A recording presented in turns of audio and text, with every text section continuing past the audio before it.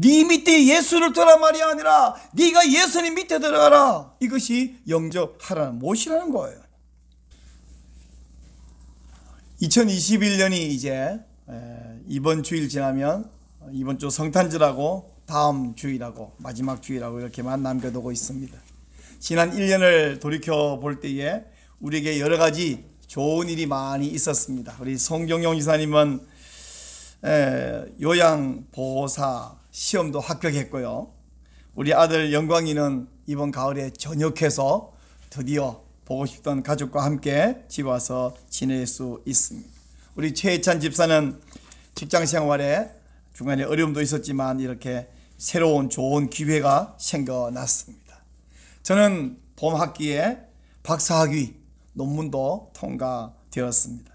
근데 이렇게 좋은 변화가 있기 위해서는 그 전에 먼저 그에 상응하는 수고나 상실이나 아픔이나 어려움이 있었어요.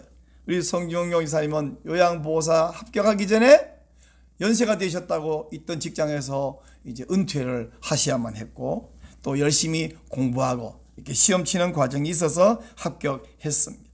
영광이는 전역하기 전에 먼저 입대를 해서 작년부터 올해까지 1년 반 동안 가족도 못 만나고 굶고만한 그런 어려움을 감당을 잘 했습니다. 최찬 집사는 직장 생활에 어려움이 있었지만 우리가 열심히 기도하면서 이겨냈더니 하나님이 좋은 기회를 주셨고 기회를 잡을 수 있었어요. 저는 박사학위 논문이 뚝 떨어진 것이 아니라 지난 4년, 작년까지 4년 동안 학교 다니면서 공부하면서 논문을 쓰면서 또 밤잠을 포기하고 열심히 논문을 쓴 결과 박사학위 논문을 통과를 했고 그 이후에도 소논문을 여러 편을 써서 학회와 학술지에도 발표도 하게 되었습니다. 여러분, 우리 인생이 맨날 평안하고 밋밋하면요 너무 단조롭고 재미가 없잖아요. 그래서 우리 인생에는 긍정적인 변화가 필요해요. 사람들 만나면 보통 야 별일 없어? 그 별일 없냐는 말은 안 좋은 어려운 일이 없냐는 말과 함께 뭐 좀 좋은 일 없니? 이런 질문이잖아요. 근데 긍정적 변화가 오기 위해서는 그 전에 먼저 수고와 투자하는 그런 기간, 그런 과정이 필요합니다. 큰 변화가 생기려면 큰 투자가 필요하고요. 작은 투자만 하면 작은 변화밖에 안 오죠. 사람들이 이것을 알기 때문에 다들 시간과 자본과 노력을 투자하려고 막 애를 쓰고 때로는 큰 변화를 위해서 인생의 결단도 필요할 때가 있습니다. 덴마크의 지금 왕세자비인 메리라는 왕세자비예요. 이분은 옷을 잘 입기로 아주 유명하신 분인데 이분이 입은 옷마다 그렇게 세련돼 보이고 멋있어 보인다고 칭찬이 자자해요. 이 메리는 원래 이름이 메리 도널드슨인데 이 사람은 호주의 한 작은 섬에서 태어난 섬처녀예요. 1972년생인데 시드니에서 법학을 전공하고 광고회사의 마케팅 분야의 일을 하고 있었대요. 그다가 28살에 평범한 처녀가 그 2000년도 시드니 올림픽으로 아주 막 축제 분위기가 뜨거울 때 우연히 어느 펍에 들렀다가 덴마크에서 온 조정 경기 선수인 프레드릭을 만나갖고 서로 호감을 느끼고 데이트를 막 했습니다. 그러다가 이제 올림픽 경기 다 끝마치고 본국으로 돌아갈 때 프레드릭이 사실은 자기가 조정 경기 선수일 뿐 아니라 덴마크의 왕세자라고 자기 신분을 밝혔어요. 그 이후에 장거리로 막 전화나 메일로 이렇게 데이트를 한참 하다가 결국에는 메리가 프랑스로 갔다가 그 뒤로는 덴마크로 갔다가 결국 이 왕비가 메리가 마음에 들어서 왕세자비로 허락을 해서 결혼을 했습니다. 자, 여러분, 평범한 시골 섬처녀가 왕족이 아닌 섬처녀가 이 왕세자비가 된 것은 전 세계적으로 아주 유명한 사건인데요. 이것보다 더 놀라운 일은 뭐냐면 평범한 시골 처녀가 하나님의 아들을 낳는 이런 사건은 전 세계가 놀라 자빠질 만한 일입니다. 여러분 다 알고 있는 마리아의 이야기죠. 갈릴리 나사렛에 있는 한 처녀 마리아는 요셉이라는 건실한 청년과 정혼, 약혼을 하고 신부 수업을 하고 있었습니다. 근데 어느 날 천사가 찾아와서 이렇게 말해요. 은혜를 받은 자여 기뻐하여라. 주께서 너와 함께 하신다. 이렇게 말했어요. 여러분, 우리나라 성경에는 평안할지어다 이렇게 번역되어 있잖아요. 근데 사실은 평안할지어다 보다는 기뻐할지어다, 기뻐하라, 이게 더 옳은 번역이에요. 기뻐하라 하는 말은 뭐냐면 뭔가 너에게 좋은 소식이 있다, 이런 이야기죠. 시험을 쳐놓고 기다리는 사람에게는 합격, 이게 좋은 소식입니다. 신혼부부는 산부인과 의사가 임신입니다, 이게 좋은 소식이에요. 또 이제 막 외아들 이렇게 길렀던 그 부모님이라면 양가 부모님도 그 신혼부부 아들 딸의 임신 소식을 기쁜 소식이 하겠죠. 여러분은 무슨 기쁜 소식을 기다린 게 있으신가요? 뭘 기다리나요? 저는 설교학 박사 학위를 받았는데 어느 신학대학교에서 이번 학기에 강의해 주십시오, 강사로 선정됐습니다. 그런 소식이 오면 참 좋겠다 기도하고 있습니다. 자, 그러면 마리아는 무슨 기쁜 소식을 기다렸을까요? 마리아는 특별한 기쁜 소식을 기다린 것이 없었어요. 그렇기 때문에 은혜를 받은 자여 기뻐하여라. 이게 뭔 말인가 궁금해할 때에 천사가 계속해서 말했습니다. 마리아여 무수하지 말아라. 왜냐하면 네가 하나님의 은혜를 받았기 때문이다. 우리나라 성경 번역에는 왜냐하면 이 접속사를 생략되어 있는데 헬라 원문에는 30절 말씀에 왜냐하면, 제가 오늘 인쇄해서 나눠드린 거기는 제가 가로 속에다가 그래서 왜냐하면 이렇게 넣어놨어요. 여러분, 마리아가 두려워한 것은 천사가 방문했기 때문에, 혹은 은혜를 받은 자여 평안할지어다 이 말을 인사했기 때문에 두려워한 것이 아니라, 이제 무수하지 마라 하는 말은 왜냐하면 그 이후에 지금부터 내가 전할 소식이 깜짝 놀랄 소식이고 무수할 만한 소식이기 때문에 무수하지 말라, 이렇게 말해요. 여러분, 내가 아들을 낳으리라고는 합창곡, 찬양곡이 있는데 그 찬양곡 가사를 보면요, 마치 천사가 방문했기 때문에 무수하는 것처럼 이렇게 표현이 되어 있는데 그렇지는 않습니다. 봐보세요.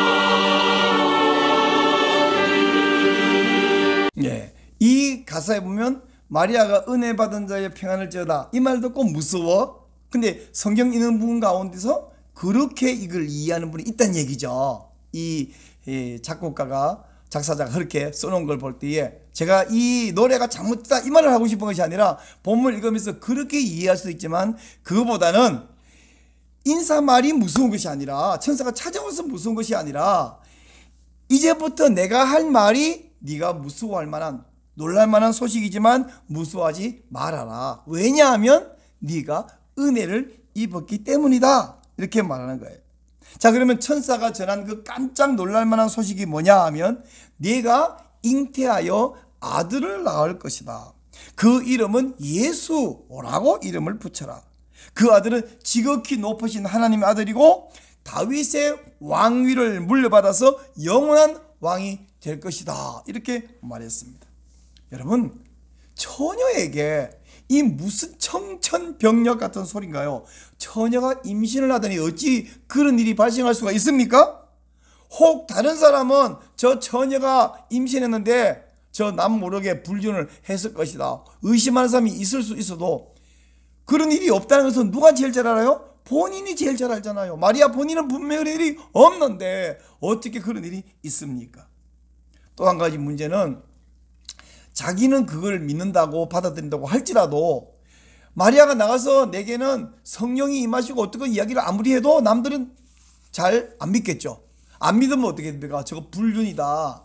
성경에 모세오경에 보면 간음한 자는 돌로 쳐 죽이라 되어 있기 때문에 마리아는 지금 돌에 맞아 죽을 위기에 처했습니다. 그래서 마리아는 질문합니다. 저는 남자와 동침한 적이 없어요. 여기 성경에 남자를 알지 못하거늘, 이건 여러분 들어서 다 여러분 알고 계시라 본데, 안다라는 말은 어떤 지식을 말하는 것이 아니라 경험을 말한다. 이게 히브리적인 관념이다 그랬죠. 우리가 동침, 그럼 같이 눕는다는 뜻이 아니라 그것이 관계를 말하는 것처럼 여기서는 남자를 안다라는 말이 그런 경험적 관계를 이야기하는 것입니다. 어찌 그런 일이 있습니까? 그랬더니 천사가 다시 한번 자세하게 친절하게 말씀해 줍니다. 너에게 잉태된 것은 성령으로 잉태된 거다. 남자와의 관계에서 잉태된 게 아니라 성령으로, 성령의 능력으로 잉태됐고, 그래서 태어날 그 아들은 하나님의 아들이다. 그리고 이것이 어떻게 가능하냐를 이해시켜서 엘리사벳 이야기를 합니다. 엘리사벳이 원래 임신할 수 없었지만 하나님의 능력으로 임신하였느니라. 하나님의 능력은 불가능이 없느니라. 이 말을 듣더니 마리아가 엄청난 고백을 합니다. 저는 주님의 여종입니다. 둘레 하녀입니다. 말씀하신 대로 되기를 바랍니다. 여러분, 이 고백은 엄청난 고백이라고 제가 말씀드렸어요. 지금요, 첫째는 그게 믿기 어려운 이야기일 뿐 아니라, 둘째, 자기는 믿다 할지라도 남이 안 믿어요. 그러면 돌에 맞아 죽을 만한 두려운 일입니다. 자기 인생이 지금 운명이 180도 아니 막 360도 하여튼, 그럼 원위치인가요? 하여튼 완전히 바뀔 놀라운 일입니다. 근데 이 말 앞에서 그대로 되기를 바랍니다. 왜? 나는 둘레 여종에 하녀에 불과하기 때문입니다. 천사의 말을 듣고 마리아가 이 엄청난 고백을 한 이유는 크게 두 가지 중요한 이유가 있어요. 첫째 이유는 뭐냐면 천사가 성경을 인용해서 말했기 때문입니다. 아니 여러분 생각해 보세요. 천사인데 굳이 뭐 성경 인용하고 말하면 그냥 말하면 되잖아요. 여러분 구약 성경에 많은 천사들이 그냥 말했지 뭘 인용해서 말한 적 없잖아요. 근데도 이 천사는 지금 그냥 말해도 되는데 성경을 인용해서 말합니다. 성경은 두 군데나 인용해요. 첫째 인용은 뭐냐면 내가 잉태하여 아들을 낳으리니 그 이름을 예수라 하라. 이 말은 어디를 인용했냐 하면, 자 설명을 좀 들어보세요. 마리아에게 찾아온 이 천사가 그전에는 누굴 찾아갔냐면 사가랴 제사장을 찾아갔어요. 그리고 사가랴 제사장에게 찾아온 6개월 후에 마리아를 찾아왔고요. 또 몇 달 후, 아마 한 서너 달 후일 겁니다. 몇 달 후에 누굴 찾아갔냐? 그의 정혼한 남편. 우리나라 개념하고 좀 이해가 안 되는데, 정혼은 결혼식은 안 했는데 법적으로 이미 남편이에요. 요셉을 찾아갑니다. 그리고 요셉에게 하는 말입니다. 마리아에게 또 똑같은 말을 하는데, 마리아에게 성령으로 잉태되어 아들을 낳을 건데 그 이름을 예수라고 하라. 그리고 이어서 말입니다. 그에게 잉태된 것은 성령으로 잉태된데, 이것은 이미 선지자에게 했던 말이 그대로 성취된 것이다 라고 말을 해요. 자 여러분 이 본문 한번 보세요. 이 모든 일이, 이게 천사가 요셉에게 하는 말입니다. 마태복음 1장. 이 모든 일이 된 것은 주께서 선지자로 하신 말씀을 이루려 하심이니 이르시되, 시작, 보라 처녀가 잉태하여 아들을 낳을 것이요 그 이름은 임마누엘이라 하리라 하셨으니 이를 번역한 적 하나님이 우리와 함께 계시다. 이를 번역한 것은 임마누엘을 번역한 겁니다. 자 여러분, 이 따옴표 속에 있는 보라 처녀가 잉태하여 아들을 낳을 것이요 그 이름은 임마누엘 하리라 하셨으니, 저것이 이사야서 7장 14절의 말씀을 인용해서 천사가 요셉에게 이야기한 거예요. 자 이게 인용해온 말씀이 원래 무슨 뜻이고 어떤 배경에서 오시고 여기 이 말을 인용하면 어떻게 되는가, 이건 제가 성탄절 설교 때 다시 설명할 거기 때문에 이건 지나가고, 하여간 이사야서에 있는 말을 인용해서 천사가 요셉에게도 말했는데 이 똑같은 말을 마리아에게 먼저 했거든요. 그러니까 이 말씀은 일찍이 이사야가 말했던 메시아 예언을 인용해서 전한 것이다. 우리는 이 말만 갖고는 잘 모르지만, 제가 지난주에도 말씀드렸잖아요. 유대인들은 어땠냐면 태어나면서부터 회당을 다니는데 성경을 읽고 달달달 외우기 때문에, 제가 이거 예를 들었잖아요. 나의 죽음을 적에게 알리지 마라. 그럼 우리는 누구나 다 뭘 떠올린다고? 이순신. 그것처럼 이 말을 하면 이사야, 이게 떠올리게 돼 있습니다. 이 유대인들은. 그래서 이 말을 인용했어요. 또 한 가지 뭘 인용했냐? 다윗이 나단에게 이런 말을 했어요. 나는 이렇게 좋은 집에 사는데 하나님의 언약궤를 천막에다가 모셔놓으니까 너무 죄송스럽다. 내가 내 왕궁보다 더 멋있는 성전을 짓고 싶다. 그랬더니 나단 선지자가 하나님께 기도해요. 하나님이 나단에게 이렇게 말해요. 가서 다윗에게 말해라. 네가 나를 위해 집을 짓고 싶다고? 아니, 네가 내 집을 짓는 게 아니라 내가 네 집을 지어줄게. 앞에서 말한 집은 하우스고요, 뒤에서 말한 집은 하우스가 아니라 가문이에요. 그리고 단 내가 지어주는데 너의 후손, 너의 가문의 후손이 영원히 왕위를 유지할 것이다. 그리고 네가 나를 위해 집을 지어줄 때는 그 집은 너는 안 지어도 되고 네 말고 너의 후손이 내 집을 짓게 될 거다. 굉장히 애매한 말입니다. 너는 말고 네 후손이 내 집을 짓게 될 것이고 나는 너의 집을 지어줄 것이며 네 후손은 영원히 왕노릇 할 거다. 여러분, 너의 후손이란 말은요, 우리나라 사람들은 후손 그러면 몇 대 걸쳐 올 어떤 사람이 후손인데, 히브리어 단어에서는 제가 이미 여러 번 말씀드렸잖아요. 벤이라는 단어가 아들, 손자, 자손 다 벤 같은 단어예요. 그러다 보니까 이 후손은 자기가 낳을 친아들일 수도 있고 앞으로 10대 후계 자손일 수도 있는 거예요. 그러면 벤이 누구냐 할 때에 다윗이 볼 때는 그게 솔로몬이었습니다. 그래서 솔로몬이 성전을 지었어요. 하지만 솔로몬이 지은 성전은 한 몇백 년 가서 바벨론 사람들에서 다 무너져 버렸죠.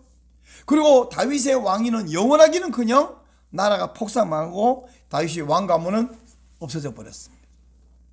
1차적으로는 솔로몬에게 이루어진 것 맞지만 이것이 진짜 성취, 궁극적 성취를 내다보는 나단의 예언이라는 거예요. 하나님이 나단을 통해서 하신 말씀입니다. 그러므로 다윗의 후손 할 때에 앞으로 모든 유대인들은 기대하고 있습니다. 다윗의 왕가에서 하나님이 나단을 통해 다윗에게 했던 그 영원한 왕, 즉 그걸 히브리 말로 마시아를 기다리고 있는 거예요. 그래서 지금 천사가 마리아에게 하는 말은 두 성경을 인용해서 연결해서 하는 말인데, 첫째는 이사야가 했던 마시아의 예언, 두 번째는 나단을 통해서 다윗에게 말했던 그 메시아의 예언, 이 두 가지가 지금 마리아 너에게 잉태돼서 곧 태어날 그 아들 이름은 예수인데 그 예수를 통해서 이루어질 거야. 그러니까 마리아가 온 유대인들이 1000년 동안 오시리라 보내주시리라고 했던 그 다윗의 후손 예언이, 그 메시아 예언이 자기를 통해서 이루어진다는 얘기잖아요. 이 성경을 두 군데를 인용해서 천사가 말하자 마리아는 그 놀라운 일이, 우리 온 국민이 늘 기다리고 있는 일이 지금 이루어진다고요? 그것도 다른 사람 통해서 이루어도 할렐루야인데 마침 저를 통해서 제2 하잘것없는 이 시골 처녀 몸뚱아리를 빌려서 이루어지신다고요? 얼마나 벅차며 감사합니까? 그대로 되기를 바랍니다. 또한 두 번째 천사의 말은요, 이 놀라운 일은 천연데 불가능한 일인데 어떻게 됩니까? 하나님은 불가능한 일 하신다. 자, 봐라, 네 친척 가운데 엘리사벳 있지? 6개월 전에 무슨 일이 벌어진지 알지? 그 집은 나이가 많은 늙은 사람에다가 젊을 때부터 어차피 아기를 한 번 못 낳아본 불임 부부야. 근데 천사가 사가랴를 가서 만난 이후에 그 늙은 아주머니가 엘리사벳이 아기를 가졌지. 이제 6개월 됐으니까 배가 이렇게 불러왔죠. 낳았지 않느냐, 알지 않느냐. 그 이야기를 듣더니 마리아가 그러네요. 하나님의 능력으로 불가능한 일이 이루어지기 눈앞에 보이는데 자기에게도 그 일이 이루어진다 안 이루어진다? 얼마인지 하나님 말씀하면 이룰 수 있다. 이래서 하나님의 전능하심을 그는 받아들일 수 있었습니다.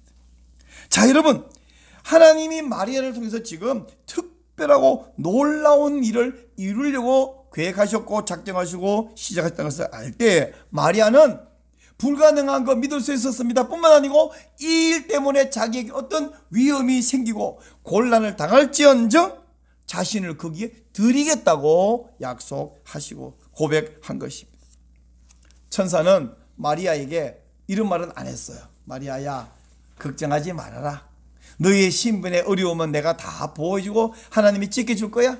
사람들이 다 믿어주고 너를 돌로 쳐 죽인다거나 그런 비싼 일도 없을 테니 걱정하지 말거라. 이런 말을 안 했어요. 혹은 그런 어려움이 생기면 이렇게 해서 피하면 된다. 피하는 방법도 가르쳐준 적이 없습니다. 그냥 마리아는 오로지 믿음으로 하나님에 대한 헌신으로 그 모든 곤란이나 어려움이나 고통을 감내하고 자기에게 임한 이 놀라운 특별한 운명을 받아들이기로 결심한 거예요. 하나님이 나를 부르시면, 하나님 나를 쓰시면 오해를 받거나 생명이 위태롭더라도 내가 헌신하는 것이 당연하다, 이렇게 고백을 했습니다.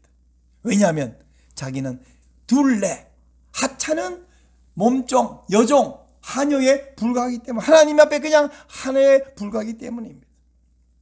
여러분, 제가 말했던 그 메리 도널드슨이 믿을 만한 훌륭한 남자를 만났습니다. 알고 보니까 덴마크의 왕세자입니다. 그래서 자기네 출생지인 섬을 떠날 뿐 아니라 호주 시드니를 떠나서 덴마크로 갔습니다. 그리고 왕세자비가 되었어요. 우리 가운데 누구에게라도 그 메리 도널드슨 같은 그런 기회가 생긴다면 글쎄 한번 고민해봐야 되겠는데요. 내가 우리나라를 떠나고 부모님 떠나고 아버지 떠나고 가본 적도 없는 덴마크에 산다고요? 뭐 이런 고민 하겠습니까? 진짜요? 이런 놀라운 일이? 그러지 그 한번 고민해보겠다 그런 사람이 없습니다. 자기가 왕세자비가 되기 위해서 이제까지 갖고 있던 무엇든지 내려놓기에 저울질할 만큼 아까운 게 있을까요? 없죠. 근데 천사가 마리아에게 지금 말하고 있는 것은 메리 도널드슨이 호주에 있는 한 작은 섬에서 혹은 시드니에서 떠나서 덴마크에서 왕세자비가 되는 이것과는 비교할 수 없는 큰 일입니다. 엄청난 소식입니다. 그러므로 마리아는 그냥 자기의 운명 다 내려놓고 그 계시를 천사가 이미 무서워하지 말라라고 말했지만 듣고 보니까 마리아가 무서워할 만한 일이 아니에요. 감사할 일이고 기뻐 뛸 일인 것입니다. 그래서 은혜를 받은 자여 평안할지어다가 아니라 정확한 번역은 뭐라고요? 은혜를 받은 자여 따라해보세요. 기뻐할지어다. 기뻐하라. 기뻐할 일이에요. 이제 주님이 우리에게 요구하는 것도 놀랄 일도 아니고 무서워할 일도 아니고 기뻐할 일인 것입니다. 하나님의 아들을 낳은 이 마리아, 여러분, 하나님의 아들을 낳았다고 해서 마리아가 하나님의 어머니가 된 건 아니에요. 천주교에서 하나님의 어머니 이렇게 부르는 것은 옳지 않습니다. 하나님의 아들을 낳는 그 도구로 특별한 수단으로 쓰임 받았지만 마리아 자신은 평범한 여인이죠. 평범한 여인이라고 해서 시시한 여인이란 말은 아닙니다. 하나님의 아들 예수님을 낳은 이 마리아는 전 세계 여자 가운데서 가장 복받은 여인이고 가장 특별한 여인입니다. 여러분, 메리 도널드슨 이야기를 했지만 나에게 마리아와 같은 기회가 온다고 하면 여러분 가운데 거절하거나 고민할 사람 역시 없을 줄로 믿습니다. 아, 그거요? 글쎄요, 제가 한번 기도해 볼게요 이러거나 제가 부모님과 의논해 볼게요 그러거나 그렇지 않아요. 근데 이야기는 2000년 전에 끝나버린 이야기인데 지금 왜 이렇게 열심히 하나요? 끝난 이야기, 남의 이야기가 아니라 지금도 예수님께서는 우리에게 오셔서 우리에게 헌신을 요구하고 있으며 너 자신을 내려놓고 나를 받아들여라 이렇게 말씀하십니다. 요한복음 1장 12절 우리가 잘 아는 말씀, 영접하는 자 곧 그 이름을 믿는 자들에게는 하나님의 자녀가 되는 권세를 주셨으니. 근데 여러분, 이 말 다 알고 계시죠? 다 믿고 계시죠? 이 말 따라서 영접하셨죠? 그런데 너무 많은 사람들이 이 말을 야무지게 오해하고 있습니다. 착각하고 있어요. 이 말씀은 예수님이 우리에게 구원받을 자격증을 가져다 주시는 분이라는 뜻이 아닙니다. 이 말은 예수님이 나를 천국까지 안내하는 가이드맨, 안내원 정도가 되는 안내원으로 받아들이란 말이 아닙니다. 이 말은 예수님이 내 인생에 오실 때에 나의 상전으로, 나의 주인으로 모시라는 뜻입니다.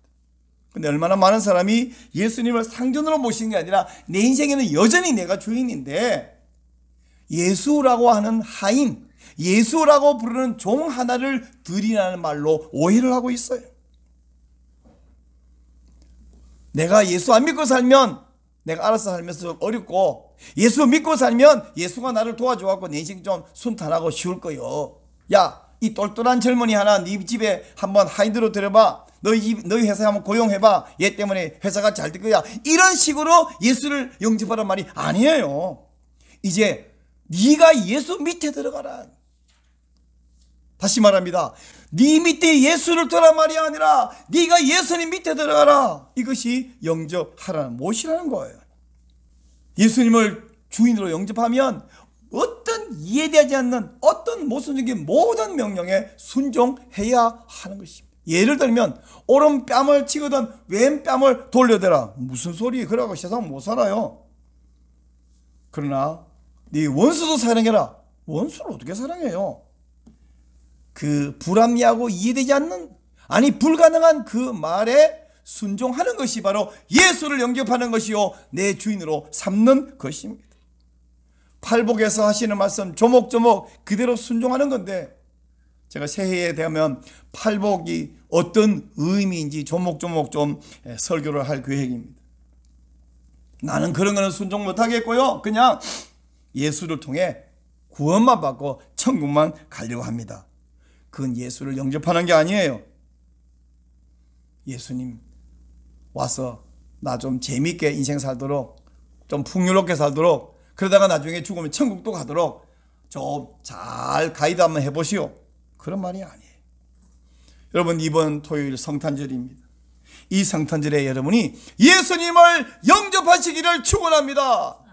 아니 목사님, 우리가 예수 영접한 지가 수십 년 지났고 세례받은 지 수십 년 지났고 집사도 되었고 그러세요?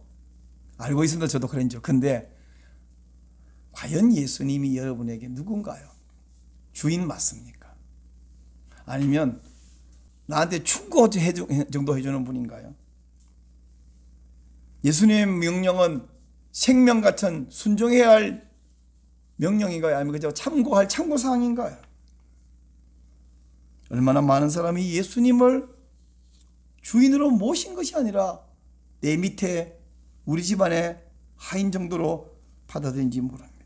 여러분, 예수님을 영접하면 우리가 하나님의 자녀가 될 것이며 하나님께서 우리 인생을 책임져 주실 줄로 믿으시기 바랍니다. 이 엄청난 일이 우리 앞에 있습니다. 예수님을 영접하면 이 엄청난 일이 벌어집니다. 이 예수님을 여러분의 인생의 주인으로 받아들이시겠습니까? 모셔드리겠어요? 마술 램프를 비비면 지니가 나오잖아요. 동화책에서. 주인님 무엇을 원하십니까? 우리가 예수를 영접하는 것은 마술 램프를 가지는 것이요 기도하는 것은 램프를 문지르는 것 같은, 하나님 나와서 나를 돈도 갖다 주고 도와주고 힘든데 나를 위로해주고 해주시오. 그것이 아니란 것이죠. 마리아가 예수님을 잉태한 것, 그에게 엄청난 사건, 온 세상이 부러워하면서 칭찬할 그런 사건이지만 마리아가 잉태하는 그 당시에는 아무도 부러워하지 않았고요, 무슨 좋은 일이 벌어진 것도 아니고요, 그의 눈앞에는 정말 위태한 일만, 어려운 일만 벌어졌습니다. 그럼에도 불구하고 마리아는 그 예수님을 자기의 배에, 자기의 태에 받아들였습니다. 지금 우리 예수님께서는 우리 인생에 들어오시겠다고 두드리고 계시는데, 우리의 태가 아니라 우리의 마음에, 우리의 가슴에 들어오시겠다고 하십니다. 오셔서 내가 너의 주인이 되어주마. 그래서 무엇이 하나님의 뜻인지 가르쳐 주마. 그리고 주님 오셔서 우리에게 순종을 요하십니다. 네가 순종하면 내가 책임질게. 나를 영접하면 내가 너를 책임질게. 우리를 하나님의 아들로 삼으시고 위대하게 사용해 주실 것입니다. 그러므로 여러분, 예수님을 영접하시기를 바랍니다. 온전히 순종하시기를 바랍니다. 그러면 여러분 인생에 엄청난 일이 벌어질 것입니다. 기도하시죠. 주님, 예수님 영접한 것이 벌써 언젠지 기억 안 날 만큼 오래됐어요. 근데 주님 잘못했어요. 예수님을 영접은 했는데 주인으로 영접하고 상전으로 영접하고 그 밑에 들어가서 온전히 나 책임지세요. 다 맡길게요. 다 사용해 주세요. 죽여도 되고 사용하셔도 되고 마음대로 하세요. 저는 그저 쓰임받을 종에 불과합니다 라고 영접한 것이 아니라 얼마나 많은 경우 우리는 예수님을 하인으로 삼고 종으로 삼고 부리면 되고 도움받으면 되는 진이처럼 영접했는지 모릅니다. 이 성탄을 맞이하면서 주님, 마리아가 저는 둘레 여종입니다. 하녀입니다 라고 고백했던 동일한 고백을 하며 주 예수님을 올바르게 다시 모시고 영접하고 이해가 되지 않는 말도 믿으며 불가능하고 불합리한 말씀에도 그대로 순종함으로 내 인생을 주님께 드리는 이런 믿음, 이런 은혜 허락하여 주옵소서. 주님, 저는 그저 주님의 종놈일 뿐입니다. 주님 말씀하신 대로 이루어지기를 원합니다. 예수님 이름으로 기도합니다. 아멘.